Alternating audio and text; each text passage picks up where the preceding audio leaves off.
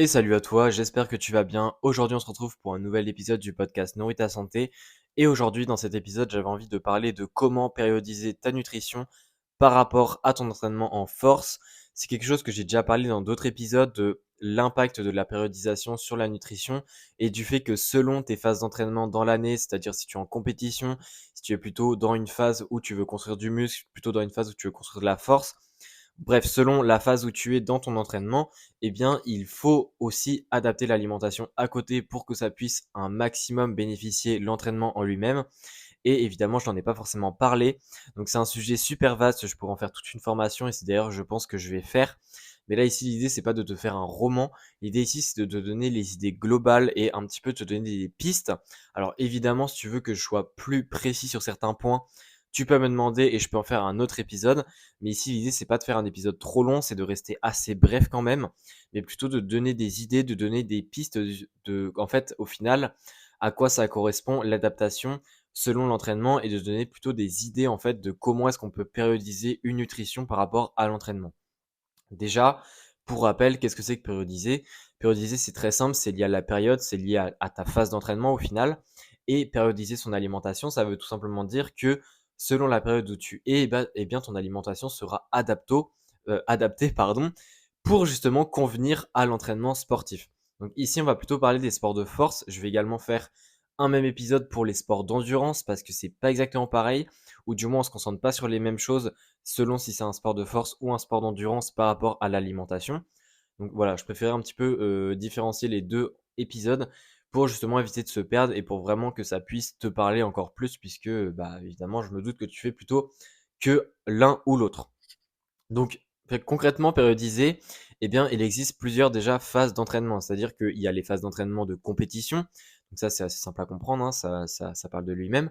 Et pour ce qui est des sports de force, pardon, il y a plutôt deux autres types de phases. Donc il y a déjà le hors-saison, hein, c'est-à-dire le fait qu'on soit pas en compétition, etc. Et dans ce hors-saison, il y a soit les périodes où il y a plutôt une volonté à construire du muscle en priorité, et il y a des périodes où il y a plutôt une volonté à construire de la force, ou du moins à gagner en force. Puisque évidemment, la masse musculaire, gagner de la masse musculaire, ça permet aussi de gagner de la force. Mais de manière générale, un entraînement qui permet de gagner en masse musculaire ne sera pas forcément construit de la même manière qu'un entraînement qui permettra de gagner de la force. Alors, évidemment, là, je parle de force. Il n'y a pas forcément que des sports de force. Il y a aussi des sports d'explosivité qui peuvent rentrer dans les sports de force. Mais ici, quand je dis gagner de la force, période je gagne de la force, c'est plutôt gagner du moins la qualité physique que l'on recherche. C'est-à-dire que si tu as, imaginons, par exemple, tu fais du sprint, et le sprint ici, on va plutôt le rentrer dans cette catégorie d'épisodes, enfin du moins ça va plutôt concerner cet épisode-là que l'épisode sur l'endurance, hein, parce que le sprint c'est très très rapide, c'est plutôt de l'explosivité, de la vitesse. Et bien ici en fait c'est pas une période où tu veux gagner de la force, mais plutôt où tu veux gagner de la vitesse ou de l'explosivité de manière générale. Alors évidemment, gagner de l'explosivité induit le fait qu'on doit gagner en force ou du moins qu'on doit gagner en vitesse. Enfin voilà, c'est l'explosivité, c'est au final un mélange de plusieurs qualités. Mais de manière générale, ce que je veux dire, c'est que hors saison, il y a soit la phase où on améliore sa composition corporelle, ou alors où on améliore, on va dire, plutôt sa connexion muscle-système nerveux pour justement améliorer certaines qualités physiques.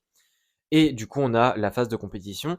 Et selon ces trois phases-là, eh bien, évidemment, il n'y aura pas les mêmes besoins en énergie, les mêmes choses à mettre en place dans l'alimentation pour que ça puisse venir aider en fait ces performances-là. Déjà, première chose à prendre en compte, c'est que selon la phase d'entraînement, eh bien, l'apport calorique ne sera pas le même. C'est-à-dire que tu comptes tes calories ou non, eh bien, par exemple, pour la phase de compétition, il ne faut pas être en surplus calorique, comme par exemple tu peux l'être dans une phase où tu veux construire du muscle.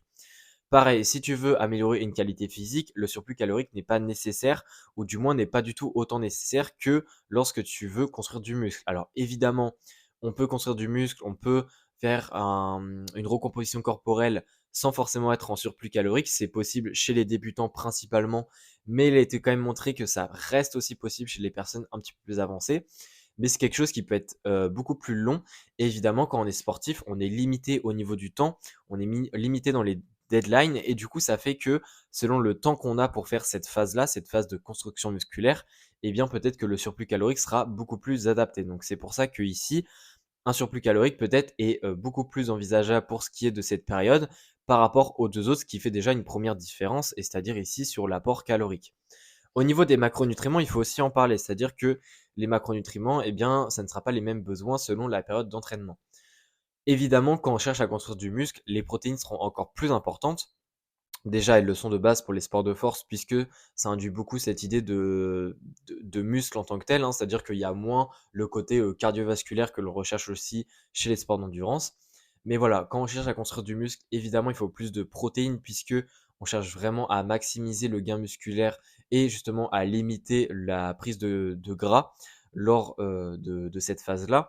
Mais évidemment, lors des autres phases, les protéines restent quand même importantes. Toutefois, quand on est en compétition, ce qu'on cherche surtout à avoir, c'est pas à construire du muscle, c'est pas à améliorer ses qualités physiques, c'est plutôt à utiliser au maximum notre potentiel en ayant un maximum d'énergie. Et ici, le côté énergie, on l'a à travers les glucides, ce qui fait que dans une phase d'entraînement où tu veux construire du muscle, eh bien, il y aura plutôt plus de protéines. Donc, on sera parfois autour des 30% de protéines au niveau des apports caloriques.